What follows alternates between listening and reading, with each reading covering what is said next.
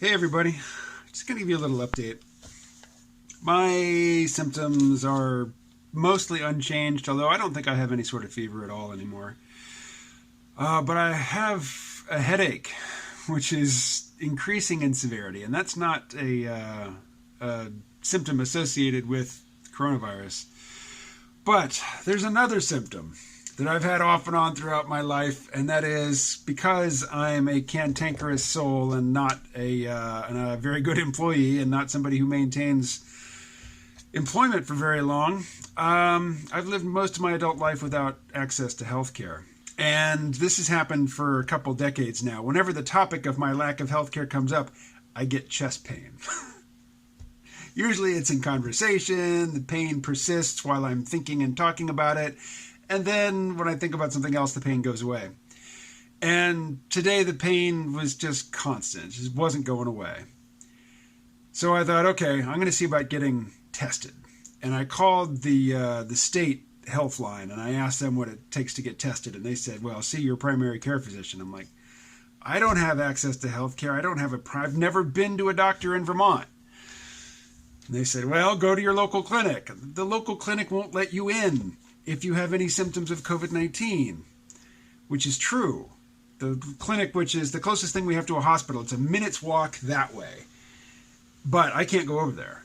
But I called them, and I described my situation to them, and I talked to several different people. I just kept getting passed around, but eventually they asked me questions that, that seemed relevant. Do you have this symptom? Do you have that symptom? Have you been here? Have you been there? I mean, stuff that seemed relevant. And they said, okay, we're going to send I'm going to fax this up to another facility in Springfield, Vermont, which is a town north of here on the interstate. It's like a 10-minute hop on the interstate if you have a car. And they said, somebody will call you. And a couple hours later, somebody did call me. And they asked me a lot of the same questions. And they said, yeah, if you can be here tomorrow at 11 a.m., tell us, what kind of car you'll be driving, and we will, follow these directions. And when you get here, we'll be looking out for you. Somebody will come out to the car with the nasal swab, and you will get tested. Now, the test results take 4 days on average to get back. So I won't know for a while, but that was a couple hours ago that I got that confirmation. I called a friend, made arrangements to borrow her car, and so I'm going to get tested tomorrow. And as I said, in the couple hours, since all that was finalized, the pain in my chest has gone away. I'm still coughing. I still have a headache. I haven't really done anything physically taxing today, so I can't say if I have the shortness of breath that I noticed a few days ago. But just knowing that I'm going to get tested, I feel better. Not 100% better, not fine, but markedly better. And I still don't know if I have COVID-19 or not, but the anxiety of not knowing and there being no prospect of finding out, of just having to live in perpetuity with the uncertainty, was really stressful. And now that there's actually a test scheduled,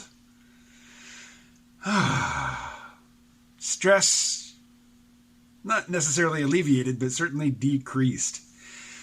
And I was just thinking, how can there possibly be anything approaching adequate, data to make estimates as to how many people have this thing? If it's such rigmarole to get tested, I mean, lots of people living here in Bellows Falls don't have cars. And I was told that nobody could drive me there. There couldn't be anybody else in the car. There were multiple people stressed that I could have no pets in the car. Now, I wouldn't do that to my cat, Mocha. That would be a nightmare for her. She hates car travel. And there would be no reason to take her with me. But, I imagine there are people who don't go anywhere without their dogs. That's probably what they're thinking. But I couldn't have been driven up there. Like, suppose it was such a dire emergency that, well, there's no cabs. I couldn't call a cab or Uber. We don't have those things around here. But I don't know. I mean, not everybody's in a position. Not everybody has a driver's license. Not everybody's fit to drive. Not everybody has a nice friend to loan them a car. It just seems really haphazard and just not very systematic or well coordinated. Everything about this, this response seems really amateur. This is like the amateur response to, a pandemic. But as I've said elsewhere, This particular virus is sort of like a pandemic with training wheels. This is the practice run, because it could be so much worse. I mean, what's the big scary disease? Ebola. If you get Ebola, flip a coin. Heads, you live. Tails, you die. With COVID-19 or with coronavirus, the novel coronavirus of 2019, whatever you want to call it, your chances of dying, unless you are compromised to begin with, are pretty low. You know, even for people in the targeted or the susceptible demographics, smokers and older folks, your chances of dying from this are still, they're pretty low. There could be a worse one coming. You know, people have said that this is like a once in 100-year pandemic. I hope that doesn't take root in the consciousness of lawmakers who think, whew, glad that's over. Never have to think about that again. I'll be dead by the time the next one comes along, or at least out of office. You don't know that. You don't know that. So I've never before uttered the phrase, I wish I lived in South Korea before. I've been to South Korea a couple times. Basically just because I was living in Japan and I had to leave Japan to renew my tourist visa. I had to leave the country and come back. And you can fly to South Korea and back again in a day, although that doesn't work for visa purposes, because when you get to South Korea, I mean, the second time I did that, I was actually going to get a work visa and go back to Japan, with proper documentation rather than just doing the tourist visa shuffle. And that required that I stay in Seoul for a long time, because when you're on the other side of the world, you don't know when the holidays are. And they have a lot of holidays in Japan, and they have a lot of holidays in Korea. And I got to Korea on a holiday, and the Japanese embassy was closed, and I couldn't get my paperwork stamped. And then it was a weekend, and then the weekend is over and the Korean holiday is over, and it's time to go to the Japanese embassy, and I find out it's a Japanese holiday and the Korean embassy is closed on that holiday. So I ended up spending like a week in Seoul, South Korea, with no money, putting everything on a credit card, staying in a flea trap of a place. I mean, there were no actual fleas, fortunately, but there were prostitutes in the hallway. I did not avail myself of their services, in case you're wondering. And that was interesting. Didn't know anybody in Seoul, had nothing to do there, and a week to kill. But that's kind of a stretch from my COVID-19 story. Anyway, South Korea really seems to have, set the standard for competent response to this outbreak. The USA is not, in the dunce corner with the cap on, is not in detention, but we're certainly not at the top of the class.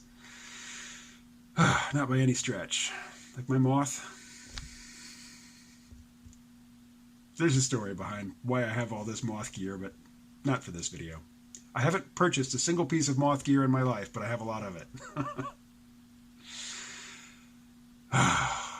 So, do you have a COVID-19 story? I feel better talking to you. I've spoken to nobody. Well, I've actually spoken on the phone to many people today.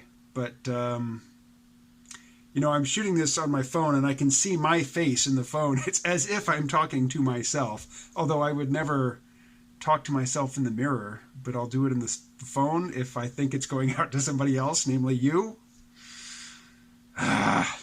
Yes, I have a headache. I'm smiling, but I have a headache.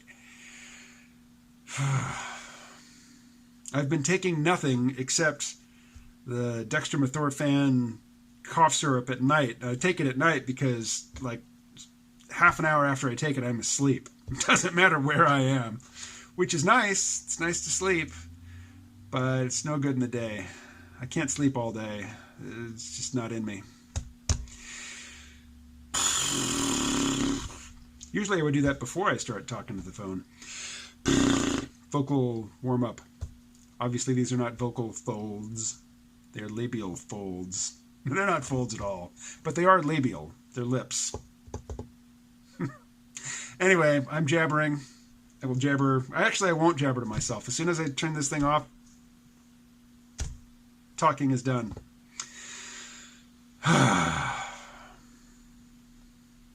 Talk to you later.